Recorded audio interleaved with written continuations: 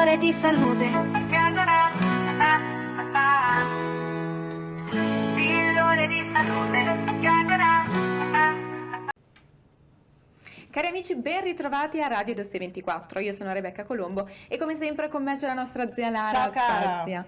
Ovviamente non siamo sole, oggi un trio al femminile con la dottoressa Cacaci, odontoiatra e medico estetico. Dottoressa, ben ritrovata. Grazie. Dunque, con lei abbiamo parlato di un tema veramente molto delicato, perché abbiamo parlato di bruxismo, di bite, quindi tutto quello che insomma va a trattare poi il bruxismo. Ma volevamo avere qualche informazione in più, perché abbiamo parlato dei trattamenti, ma vogliamo sapere i clienti, i pazienti che oggi sono sempre più esigenti, che cosa si aspettano da questi trattamenti? Bene, il trattamento con tossina botulinica è un trattamento rapido, è indolore, è un trattamento iniettivo, quindi vengono utilizzati degli aghi. Gli aghi sono microscopici. Nel momento in cui ci dovesse essere un paziente che ha paura degli aghi, ha troppa sensibilità, si può utilizzare circa 10 minuti prima la crema anestetica topica in maniera tale da avere il massimo del comfort. Questo tipo di trattamento è solitamente eseguito sotto guida ecografica per capire bene dove andare a pizzicare il muscolo.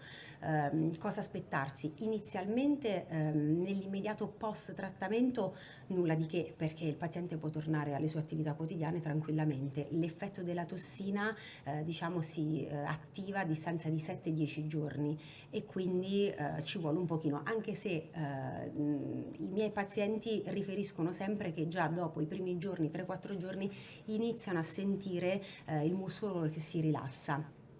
Invece per quanto riguarda la parte estetica, quello che dicevamo, la parte estetica inizierà a vedersi la modifica di questa mandibola in realtà ripetendo il trattamento e già a un mese dalla seconda seduta si iniziano a vedere i primi miglioramenti. Bellissimo. Bello, infatti, come diceva, quindi l'effetto realmente quanto dura, e lei diceva che era opportuno ripeterlo, quante volte è soggettivo?